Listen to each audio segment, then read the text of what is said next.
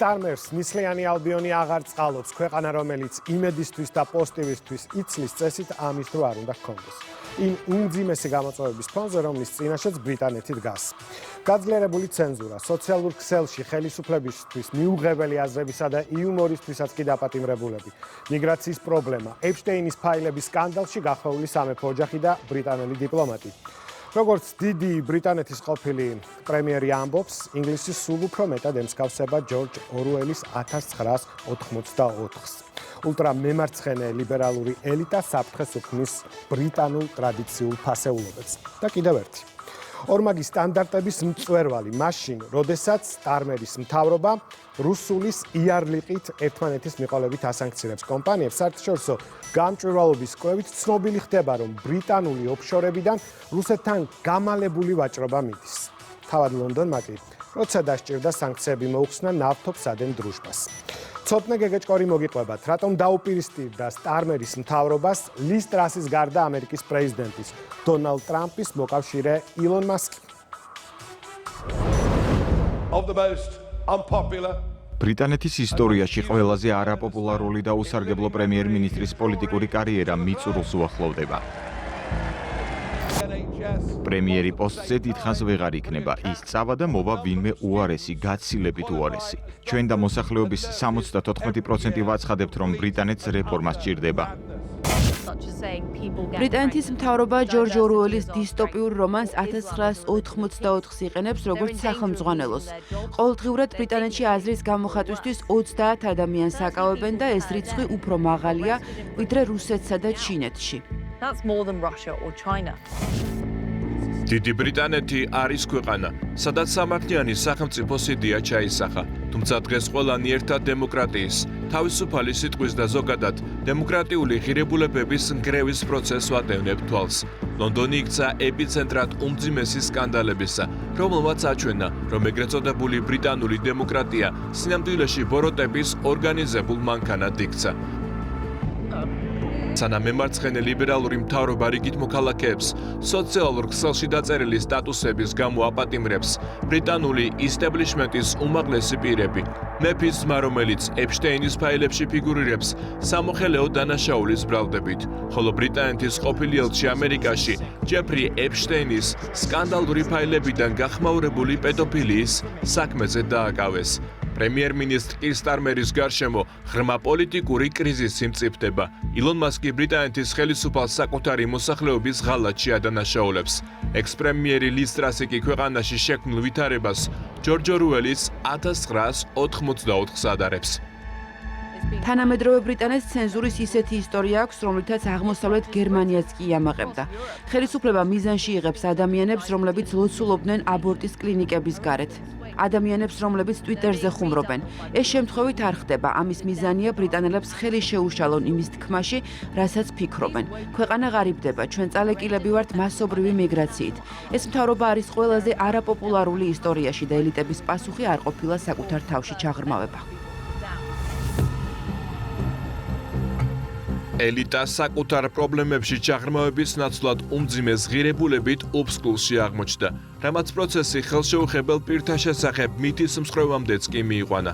ამერიკის შეერთებული შტატების იუსტიციის დეპარტამენტის მიერ გამოქვეყნებულმა ეპშტეინის ფაილებმა ბრიტანული ელიტის შავი საქმეები გამოაშკარავა. შედეგად დაპატიმრებულია დიდი ბრიტანეთის ყოფილი ელჩი ამერიკის შეერთებულ შტატებში, პიტერ მანდელსონი, რომელსაც ბრალდებდება მსოფლიოში ცნობილი პედოფილისთვის სახელმწიფო საიდუმლოებების გადაცემა. დააკავეს ბრიტანეთის მეფე ჩარლზ მესამის ძმა ენდრიუ, რომელსაც სამეფო ოჯახმა სკანდალის შემდეგ პრინცის ტიტული ჩამოართვა.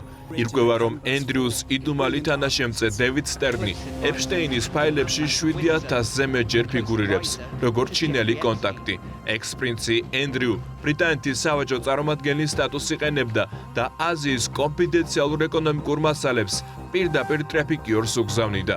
სისტემამ, რომელიც წესით ქვეყანას უნდა იცავდეს, სახელმწიფო საიდუმლოებები დამნაშავეს მიჰყიდა. დევიდ სტერნი, გერმანიის მოქალაქე ფიგურირებს ეპშტეინის ფაილების ფარგლებში გასაჯაროებულ 7461 დოკუმენტში. მსჯავრდებული პედოფილი სტერნს მოიხსენიებს, როგორც ჩემს ჩინელ კონტაქტს. დოკუმენტებიდან ჩანს, რომ ბიზნესმენი ყოფილ პრინცს უერთდებოდა ბიზნეს მოგზაურობებში. ჩემი ამომრჩეველი, რომელიც იყენებს ფსევდონიმს იზაბელა, მთხოვა მეკითხა პრემიერ-მინისტრისთვის, ვრცელდება თუ არა მისი სიტყვები მათცეც, ვინც ეხმარება ბრიტანელ ეპშტეინს, მოჰამედ ალ-ფაიედს, ურჩხულს, რომელმაც სხვებთან ერთად იძალა და მასზე და ასობით სხვა ქალზე და გოგონაზე. ტრეფიკინგის სკანდალი, რომელზეც მეტროპოლიტენის პოლიცია ფრანგული უწყებებისგან განსხვავებით კვლავ უარს ამბობს, რომ მიუდგეს როგორც ასეთს. უზრუნველყოფს თუ არა პრემიერ-მინისტრის საკმარისი რესურსების გამოყოფას, რომ სრულად გამოიძიონ მრავალი დამნაშავის მონაწილეობით ჩადენილი, მრავალ იურისდიქციაში მომხდარი, მრავალ 10-წლიანი ტრეფიკინგის აღმაშფოთებელი საქმე. და შეხვდება თუ არა იზაბელას და სხვა მსხვერპლებს, რათა გაიაზროს ამ შოკის მომგვრელი დანაშაულის საშინელი მასშტაბი. ყველაზე შოკის მომგვრელი ITV News-ის მიერ მოპოვებული მტკიცებულებებია. ირკვევა, რომ ბრიტანეთის საზღვარი ეპშტეინის ტრეფიკინგის ქსელისთვის ღია იყო. ლონდონის სტანსტედის აეროპორტი გამოიყენებოდა ქალებისა და არასრულწლოვანი გოგონების სატრანზიტო პუნქტად, სადაც კერძო თვითმფრინავებით ჩამოყვანილ მსხვერპლებს ბრიტანული ვიზაც კი არ სჭირდებოდათ. თუ პარიზიდან კერძო თვითმფრინავით ჩამოყვალ სტანსტედში, ერთად. მას უფლება აქვს შემოვიდეს ბრიტანეთში. შემოწმების გავლის პროცედურას მხოლოდ 5 წუთი უნდა დასჭირდეს და შემდეგ ის გადავა ბოინგში, ამერიკის შეერთებულ შტატებში გასამგზავრებლად. ყოფილი პრემიერი გორდონ ბრაუნი პირდაპირ ამბობს, რომ ეპშტეინის 90 რეისზე ბრიტანელი გოგონებიც იმყოფებოდნენ. მიუხედავად ამ ბრალდებისა, როცა პარლამენტში ამ უმძიმესი ფაქტების საჯარო გამოძიება და ფრენების დამადასტურებელი დოკუმენტების გასაჯაროება მოითხოვეს, მოქმედმა პრემიერმა კირ სტარმერმა პასუხისგებლობას თავი აარიდა. სექსუალური დანაშაულის შესახებ ყოველი შეტყობინება სერიოზულად უნდა მივიღოთ. თითოეულ მსხვერპლს ღირსეულად უნდა მოექცნენ და ყოველი გამოძიება პროფესიონალურად უნდა ჩატარდეს.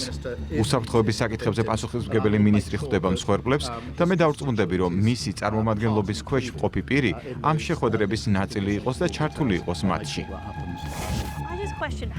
ხალხმა უნდა გაიგოს რა ხდება ჩვენს ქვეყანაში, მაგრამ მე უბრალოდ მაინტერესებს, როგორ შეიძლება ადამიანებმა ასე დაკარგონ მორალური კომპასი, რომ დაუშვან ახალგაზრდა გოგონების წამება და გაუპატიურება მათ საზოგადოებაში. ასე რომ ისინი ბავშვობაში ძალადობის მსხვერპლი გახდნენ.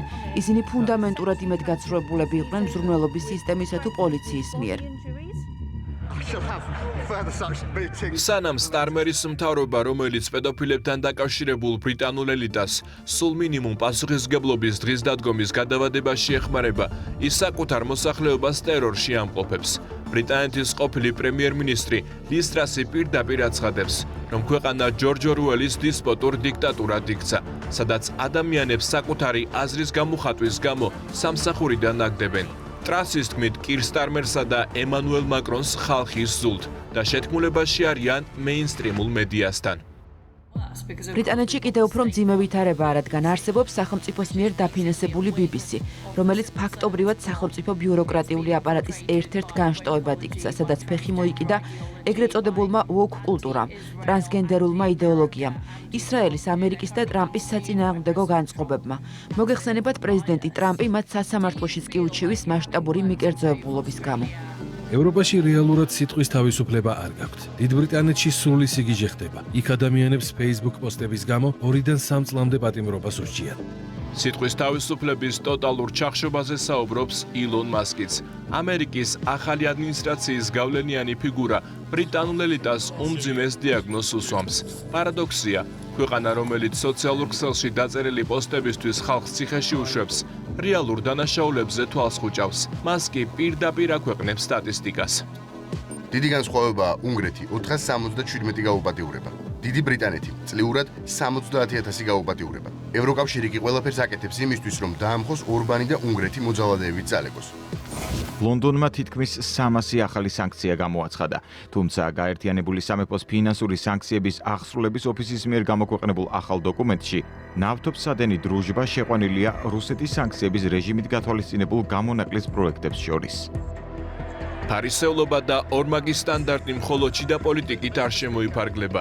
ბრიტანეთი, რომელიც მთელ მსოფლიოს, მათ შორის საქართველოს, რუსეთის წინააღმდეგ სანქციებისკენ მოუწოდებს, ბრიტანეთში ოფშორში მოქმედი კომპანიები რუსეთთან მილიარდობით ფუნტით ვაჭრობენ. გამოცემა პოლიტიკოს ცნობით, უკრაინაში ომის მეოთხე წლისთავზე ლონდონმა სანქციების ახალი ტალღა ააგორა. თუმცა აღმოჩნდა, რომ ოფიციალურმა ბრიტანეთმა გამონაკლისი დაუშვა უზარმაზარ რუსულ ნავთობსადენ დრუჟბასთან დაკავშირებით. მიზეზი კი ისაა, რომ ამ თემით ევროკავშირმა და ლონდონმა უნგრეთთან პოლიტიკური ვაჭრობა უნდა გააგრძელონ, რაც აჩვენებს, რომ როცა საქმე მათ პოლიტიკურ და ფინანსურ ინტერესებს ეხება, სანქციები მყისიერად უკანა პლანზე ინაცვლებს.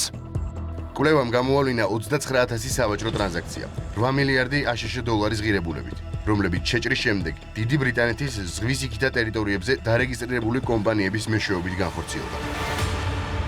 კიდევ უფრო სკანდალურია საერთაშორისო გამჭვირვალობის უახლესი ანგარიში. ირკვევა, რომ ომის დაწყების შემდეგ ბრიტანეთის ოფშორულ ტერიტორიებზე დარეგისტრირებულმა კომპანიებმა რუსეთთან 8 მილიარდი დოლარის ღირებულების სავაჭრო ტრანზაქციები განახორციელეს. ბრიტანული ოფშორების გავლით რუსეთში მოხდა 160 ფეშენებელური იახტა. თავად რუსეთმა კი სანქციების გვერდისავლით ექსპორტზე გაიტანა ფოლადი, ქვანახშირი და ტყვია. სანამ ბრიტანეთის მთავრობა სხვა ქვეყნებს ემუქრება, ტერიტორიები მათი იურისდიქციიდან გაუმჭვირვალე კომპანიების მეშვეობით რუსული ეკონომიკის საყრდენად იქცა. მოთხოვნების მიუხედავად ლონდონი უარს ამბობს ამ ოფშორული კომპანიების ფლობელთა რეესტრის გასაჯაროებაზე. ჩვენი საზღვრები მორღვეულია, ეკონომიკა ჩამოშლილი და ვერავინ ბედავს აღიარებას. არსებობს ერთი წესი გლობალური ელიტისთვის და სხვა წესი ყველა დანარჩენისთვის. ორმაგმა სტანდარტებმა ბრიტანული საზოგადოება სრულ ნიჰილიზმამდე მიიყვანა. ადგილობრივი ექსპერტები ამბობენ, რომ უახლოებული შუალედური არჩევნები სისტემის კოლაფსის ინდიკატორია. ისტორიკოსი ვერნონ ბოგდანორი განმარტავს, რომ ამ მომრჩეველს გული აუცრუდა ტრადიციულ პარტიებზე. ბოლო არჩევნებზე ამ მომრჩეველთა ნახევარზე მეტმა უბრალოდ თავიც კი არ შეიწუხა საარჩევნო უბნებზე მისულიყო. დღევანდელ ამ მომრჩეველს გული აქვს აცურვებული ყველა ძირითად პარტიაზე, კონსერვატორებზე, ლეიბორისტებზე და ლიბერალ დემოკრატებზე. და მანდელსონის სკანდალი, როგორც ჩანს, მხოლოდ ლეიბორისტულ პარტიაზე არ ახდენს გავლენას. მას არ მოაქვს რაიმე სახის მხარდაჭერა და ეს ალბათ შემაშფოთებელია მათთვის, ვინც დემოკრატიითაა დაინტერესებული. ბრიტანეთის მოსახლეობამ გაიღვიძა რეალობაში, სადაც მათი მთავრობა არაფერს აკეთებს რეალური პრობლემების მოსაგვარებლად. ამ დროს ის ებრძვის განსხვავებულ აზრს, ფარველობს გაუმჭვირვალე ოფშორებს, სახელმწიფო საიდუმლოებას უზიარებს პედოფილთა ქსელს და ამ ყველაფერს დემოკრატიის სახელით ფუთავს. ბრიტანეთის ეკონომიკა კატასტროფის ზღვარზეა, ენერგომატარებლების ღირებულება ასტრონომიულია. ვალი იზრდება, საგადასახადო დანაშაული ისევ მაღალ მაჩვენებელზეა. სახელმწიფო სექტორში ხელფასები იზრდება, პროდუქტიულობა კი იკლებს. დიდ ბრიტანეთს არ აქვს სიცოცხლის უნარიანი ბიზნეს მოდელი. საკვანძო სფეროები, ენერგეტიკა, საბანკო სისტემა და კავშირი უკვე მკაცრი რეგულაციების ქვეშ მოექცა. მცირე ბიზნეს გაფართოებისთვის კრედიტის აღება აღარ შეუძლია. დიდი ბრიტანეთი, რომელიც როგორც ნეიჯელ ფარაჯმა თქვა, ეგზისტენციალურ კრიზისს განიცდის, ინარჩუნებს ნეოკოლონიურ ინსტინქტებს და აგრძელებს სუვერენული ერებისთვის, მათ შორის საქართველოსთვის, უმაღლესი მორალური არბიტრის პოზიციიდან ჭკუის დარიგებას. ისინი გვასწავლიან ფინანსურ გამჭვირვალობას მაშინ, როცა მათივე ოფშორული ტერიტორიები სანქციების გვერდისავლით მიღებული მილიარდების შავხრელად რჩება. ოკუპანტი რუსეთისთვის შემოსავლის ერთ-ერთ წყაროდ. ისინი გვასწავლიან კანონის უზენაესობას მაშინ, როცა მათი უმაღლესი დიპლომატები და სამეფო ოჯახის წევრები სახელმწიფო უსაფრთხოებას, ტრეპიკიორების სინდიკატს წირავენ და ისინი გვიკითხავენ ლექციებს სიტყვის თავისუფლებაზე იმ ფონზე, როცა განსხვავებული აზრისა და კრიტიკის შესახშობად თავს დაესხნენ საქართველოში დამოუკიდებელ მედიას.